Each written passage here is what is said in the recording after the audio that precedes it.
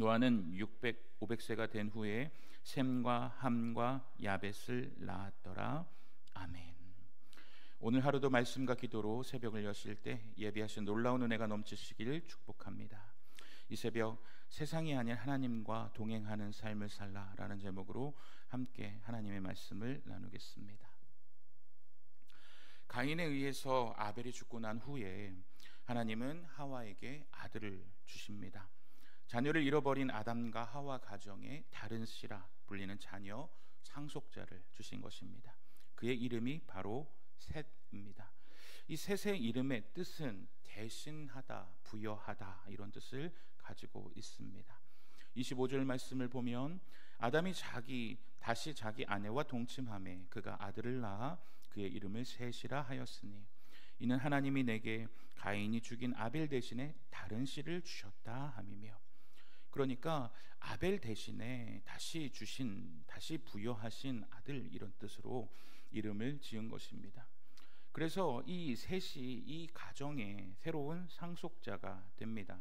역대상의 족보를 보면 역대상 1장 1절부터 보면 아담, 셋, 에노스, 게난, 마할랄렐, 야렛 이런 식으로 이름이 쭉 논거가 되면서 언급이 되면서 족보가 나오게 되는데, 여기에서 아담 다음에 등장하는 인물이 바로 셋, 그리고 그 다음이 셋의 아들 에노스 이렇게 등장합니다.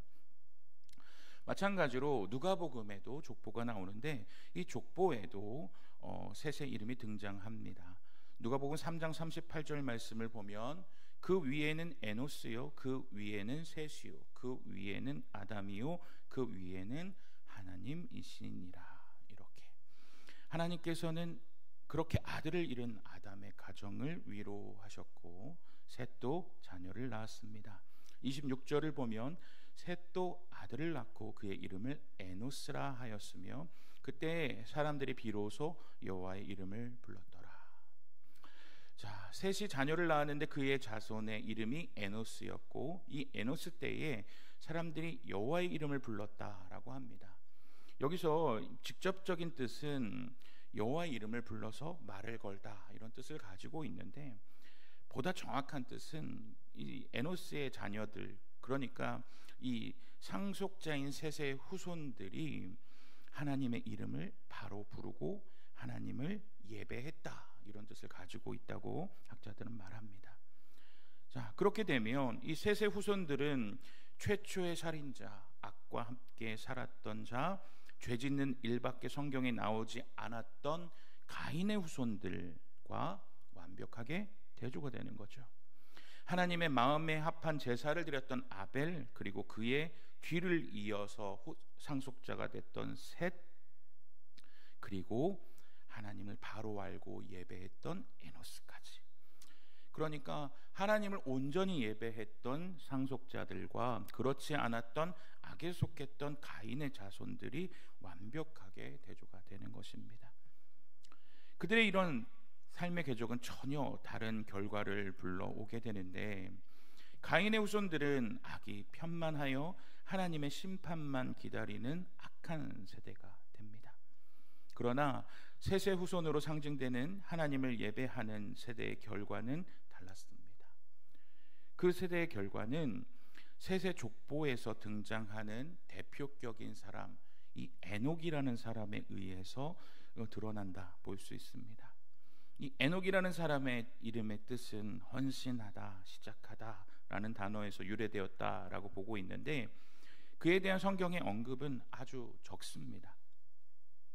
오늘 본문에서 창세기에서 한 4절, 그리고 족보에서 에녹의 이름이 나오는 것, 그리고 히브리서, 유다서에서 각각 한 절씩 언급되어지는 것이 다입니다.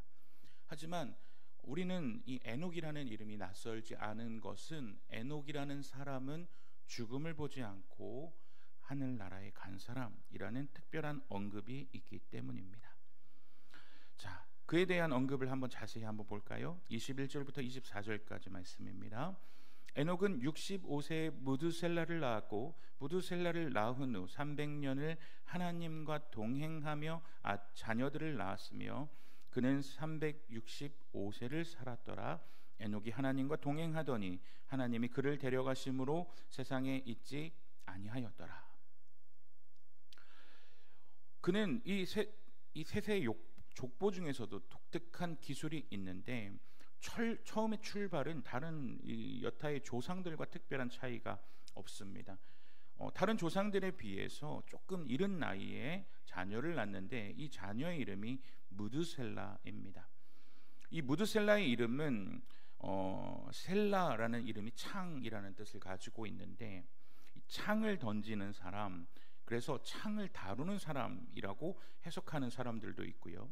어떤 사람은 이 셀라라는 근원이 창보다는 보내다라는 뜻도 가지고 있기 때문에 보내어진 사람, 보냄받은 사람 이런 뜻을 가지고 있다라고 해석이 되기도 합니다.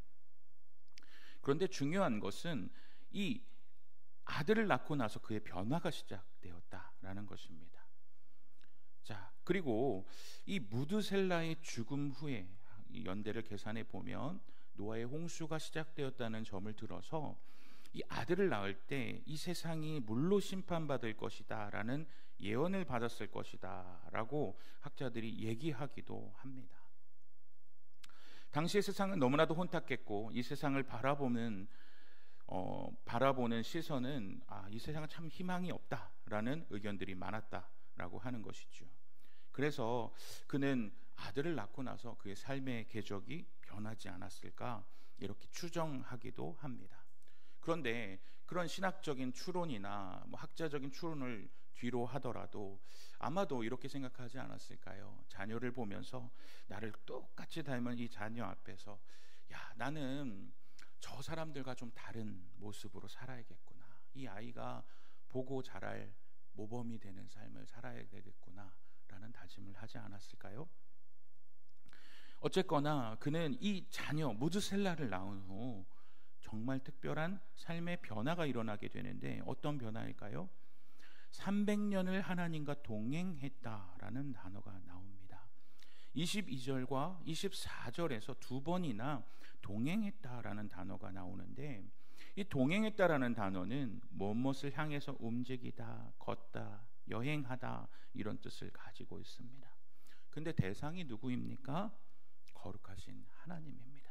피조물인 인간이 그를 만드신 하나님 창조주와 함께 동행하다, 걷다, 움직이다, 여행하다 이것이 가능할까요? 예를 한번 들어보자면 저희 어머니는 평소에 걷는 것을 굉장히 좋아하시고 잘하십니다. 웬만한 거리는 다 움직여서 걸어 다니십니다. 그래서 걸음이 굉장히 빠르십니다. 반면에 저는 웬만한 거리는 다 차를 타고 움직입니다. 그래서 둘이서 같이 어딘가를 걸어가게 되면 저희 어머니는 거의 축지법을 쓰는 것처럼 팡팡팡 이렇게 보폭 자체가 달라요. 저는 어떨까요? 저는 굉장히 느릿느릿하며 풍경도 보고 꽃도 보고 저기 새로 가게가 생겼네 이렇게 다니는데 저희 어머니는 굉장히 목적지향점이라 팡팡팡 가십니다. 그러면 어느 순간 보면 저희 어머니는 저쪽에 가 있고 저는 여기 있습니다. 그래서 하나님과 동행하는 인간의 모습이 마치 저런 게 아닐까 이런 생각이 듭니다. 그래서 저희 어머니와 함께 가려면 어떻게 해야 될까요? 저희 어머니는 부단히도 저기가 아니라 저에 대해서 신경을 써야 되고 저는 어떻게 해야 될까요? 어머니만 보고 막 달려가야 그래도 힘든 것이 둘의 발걸음을 맞추는 것입니다. 그런데 하나님과 피조물인 인간의 동행은 이것보다 훨씬 더 말도 못하는 엄청난 합치하려는 노력이 필요한 거죠.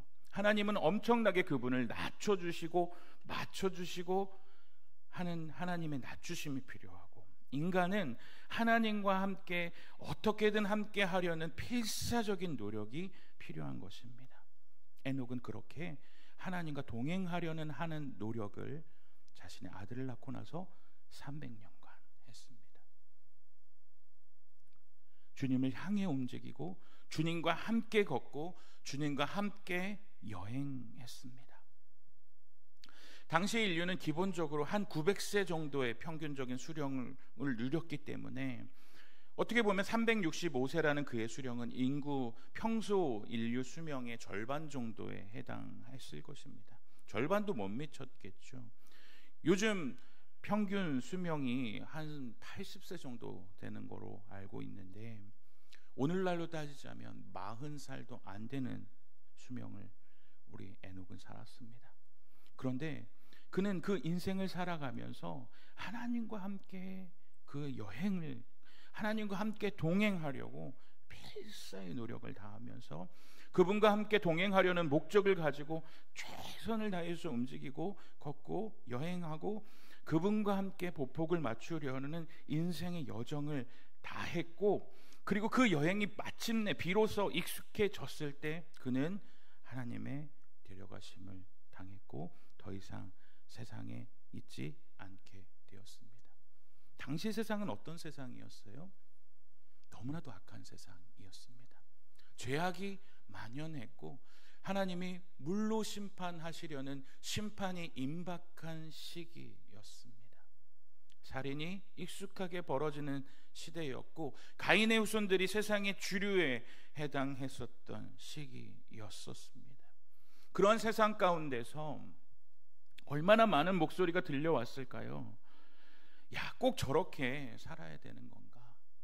상대적으로 깨끗하게 살면 되는 거 아니야? 꼭 그렇게 하나님과 발맞춰서 살아가야 돼? 남들보다 좀 착하게 사는 정도면 되지 않을까? 라는 타협의 목소리. 그렇게 산다고 누가 알아주나? 자기 만족 아닌가? 그러한 목소리.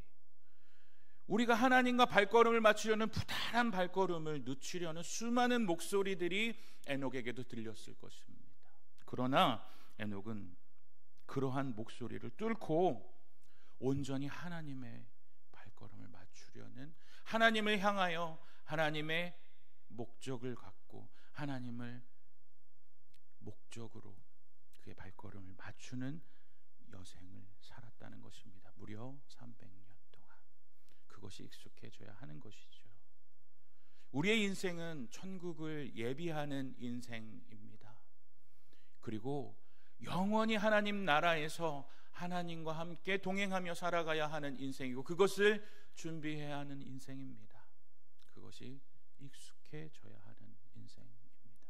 그렇다면 우리가 귀 기울여야 하는 것은 세상의 적당한 타협의 목소리나 세상에서 남들보다는 좀 나으면 되는 건 아닌가라는 목소리가 아니라 우리의 목적과 우리가 발을 맞춰야 하는 것은 적당한 사람이 아니라 하나님이 아니겠습니까? 히브리서 11장 5절에서는 그런 에녹을 이렇게 평가합니다. 믿음으로 에녹은 죽음을 보지 않고 옮겨졌으니 하나님이 그를 옮기심으로 다시 보이지 아니하였느니라. 그는 옮기기 전에 하나님을 기쁘시게 하는 자라 하는 증거를 받았느니라. 그는 그의 그렇게 하나님과 동행하려는 발버둥을 통해서 나를 기쁘게 하는 자다 하는 평가를 받았습니다. 물론 하나님과 동행하는 것, 하나님의 목소리에 귀 기울이고 하나님의 기뻐하시는 대로 온전히 우리의 삶을 헌신하며 하나님 보기에 부끄럽지 않고 자녀 보기에도 부끄럽지 않게 그렇게 살아가는 것은 결코 쉬운 일이 아닙니다. 매일매일 넘어지고 매일매일 연약해지기 쉬운 일이죠. 그럼에도 불구하고 우리의 목적은 이 세상에 있지 않고 영원한 하나님 나라에 있기 때문에 우리는 넘어지더라도 다시금 일어나 우리의 발걸음을 하나님과 맞추어 걸어야 하는 것입니다. 이 세상에 적당한 타협이 우리의 영원한 거처가 이 세상이 아니기 때문입니다. 사랑하는 송원교회 영가족 여러분, 먼저 하나님 나라에 당당하게 입성했던 에녹의 삶의 모습을 보면서 나도 힘들고 어렵지만 나의 보폭을 하나님과 맞춰보고 나의 삶의 인생의 여정을 주님과 함께 맞춰보는 삶의 여정을 살기 원한다. 이런 다짐이 있는 이 새벽이 되기 원합니다. 오늘 찬양의 고백처럼 내 인생 여정이 끝나서 강 건너 언덕에 이를 때 주님, 내가 결국 한 게 아니었군요. 주님이 인도하셨군요. 주님께서 나의 손길을 내가 이겨냈다고 생각했지만 주님이 붙잡아 주셨군요. 이렇게 오늘 하루도 내 힘으로는 할 수 없으니 주님 내 손 붙들어 주셔서 주님과 함께 발걸음 맞추고 주님이 기뻐하시는 대로 주님이 기뻐하시는 거룩한 삶의 모습으로 하나님과 동행하며 살아갈 수 있도록 성령 하나님 나의 삶을 인도하여 주시고 하나님이 기뻐하시는 온전한 삶의 모습으로 살아가게 하여 달라고 다짐하시는 이 새벽과 이 기도와 여러분들의 삶이 되시기를 주님의 이름으로 축복합니다. 이렇게 기도하겠습니다.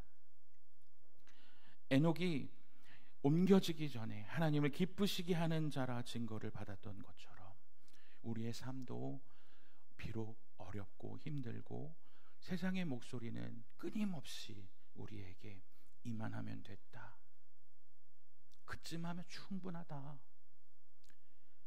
그 정도면 남들보다도 더 낫다 라고 적당히 타협하라 목소리로 유혹할지 모르지만 300년간 주님과 함께 동행하기 위해 끊임없이 발을 놀렸던 에녹처럼 우리 또한 안주하지 아니하고 주님과 동행하기 위하여 전적으로 헌신하며 주님의 귀 기울이며 주님과 함께 동행하고 발걸음을 달리고 주님이 기뻐하시는 삶을 살아갈 수 있도록 성령 하나님 오늘도 우리의 삶을 인도하여 주옵소서.